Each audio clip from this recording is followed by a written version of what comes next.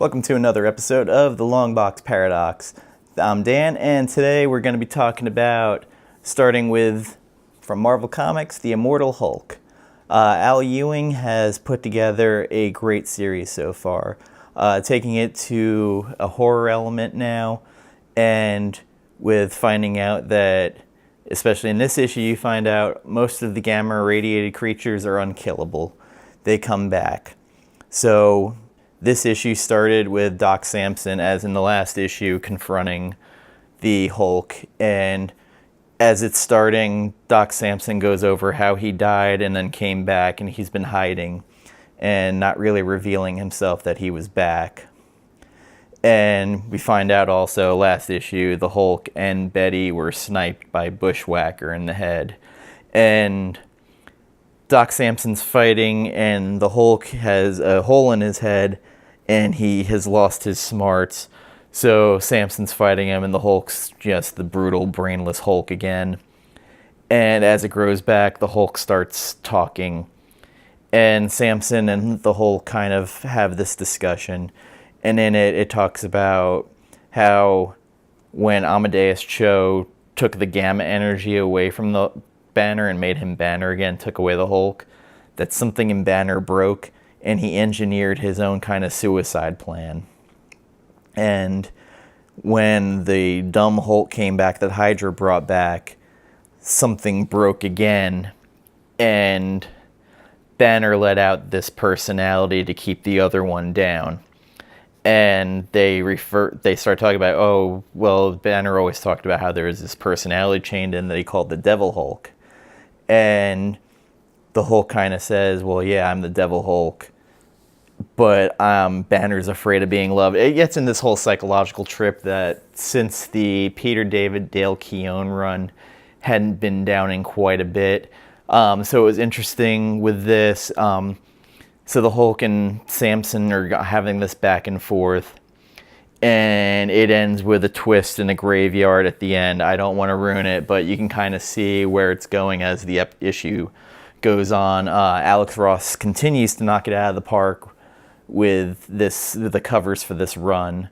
As if you check the prices on eBay, all of the books are above cover, some a lot more. The art inside it works for the story. It carries on the story quite well, where there's not many dead points in it. It's a great run. Even if you don't want to buy the back issues, it's definitely worth picking up the trades. This probably is one of the best Marvel books that they've put out in quite a while. And if you watch my last episode, I complained quite a bit about how Marvel has been kind of lacking lately. This book is not one of them, and I felt like I had to come forward and at least talk about the good Marvel's doing, and this definitely is one of them. It's fantastic, and just go pick it up, especially if you've liked Hulk, especially the old gray Hulk, the Joe Fixit from the late 80s, early 90s. That was the Hulk that I really gravitated to, because it was the smart Hulk, and he was kind of vicious. He was a little bit weaker than the Green Hulk, but his viciousness made up for it, and he was kind of a smart ass. So I again, pick it up, go get it, it's great. Moving on from there, from Image Comics, we have Lazarus Risen. This is a hard book to jump on, but I want to talk about it especially since it was optioned quite a while ago from Amazon Studios. I'm not sure, because when things get optioned, they don't always see the light of day. But the series overall has been great. This issue, if you haven't been following it, is kind of rough to jump in on because there's all these inner dynamics with the families, and enough time has passed that there's a lot of backstory with Forever, who is the Carlisle Lazarus. Each family has a Lazarus. Forever is the one for the Carlisles, who is our main protagonist of the story, and we follow her story. Parts of this is a raid on a compound, so not a lot of dialogue, but then the second half of the book, if you're not steeped in this book so far, it's kind of hard to follow what's going on. you can kind of work out some of it, but I'd recommend going back if you haven't been reading it and getting the trades. So for me, this is a buy it, but if you haven't read it, go back and buy the older trades, or at least get the first trade and try it out. Rucka is a fantastic writer. The art by, I believe it's Michael Lark, is great. They have since I want to say Gotham Central, they've worked together. So they have a good synergy as writer and artist. There's not many dead points. The art just works for the story. And if you're not reading it, you should be. And I wanted to do a quick highlight on it, even if you haven't kept on or been buying this. The series as a whole is totally worth buying. There is all these subplots and storylines going on that sometimes can be hard to follow if you're not involved in it. But I'm recommending it that you buy this series. Well, if you buy the trades, and if you are caught up by this, it's great. And now, book, I did the first issue I did a review on, but I didn't pick up number 2 in time to review, from DC Comics, and written by Brian Michael Bendis and David Walker, with art by Jamal Campbell. We have Naomi number 3. The book has been catching fire. Issue 1 has gone up quite a bit, and supposedly issue 3 has already jumped to $25 online.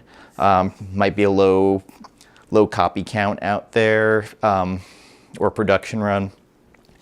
Anyway, more of this is Naomi trying to find out who she is, where she came from, and it is talking to the local mechanic D, and him saying he's not her father, and the person in this picture with her is not her mother, and then explaining sort of his story and how he ended up. We find out he's an alien, and how he was a warrior and a soldier and ended up on Earth. And as you find out more, he's not that much of a tragic character, but her adopted parents come in, and the mother starts slamming shit with a baseball bat, and she's getting angry and telling off Dee, the mechanic. And as it goes on, we have a revelation at the end, which I didn't love, but I'm digging the series. Out of all the Wonder Comics, this is probably the best out of them. And I know in the spec world, they're already saying this is the DC Miles Morales, which sounds a little bit too easy to say, because this is a totally different character without a history or a lineage of being a spider person. So you're having to build this fan base for something that hasn't really existed before. So it's been good. I've enjoyed it. Story can be slow in some parts, but at the same time, it's necessary to have the slow parts to get to where it needs to be. And Jamal Campbell's art is beautiful. I fell in love with his art. I wasn't too familiar with his art to start with, but I'm loving every bit of it. Buy it. It's a good all ages book, in my opinion. And as I've stated before, there needs to be more entry-level books for younger readers, teens, because that's the only way you're going to bring in new readers and new life into the industry, and it's necessary. So those are my big 3. One I haven't read yet, but I've been hearing good things about, is the Chip Zdarsky Spider-Man book. I think it's The Life of Spider-Man. I can't remember. I haven't gotten to read it yet, but online there have been some pretty good things said about it. And also, I noticed sellouts of the newest Batman. I want to say it's 67. Apparently, the old Big Chin Joker shows back up in this, so I can only imagine this might be leading up into the Three Jokers Jeff Johns storyline, which I'm interested in reading. See where that goes, because kind of since the Dark Side War at the end of that, they said there was 3 Jokers, and then we kind of didn't see anything about it again. So I'm really interested in that, and I don't want to pick up the Batman 67. I was told what happened. Some websites posted spoilers, so I know that it happened. And if I just spoiled that for you, I'm sorry, and I apologize right now. A lot of new books coming out soon. Some to be excited about, some coming back. If there's anything you're reading that that you think I should be checking out, comment, share, let me know. Anyway, I'd like to thank you for taking the time and joining me with this, and subscribe, share, anything you can do to help me grow the channel a little bit. So with that, thank you, good night, and happy reading and hunting. Bye-bye.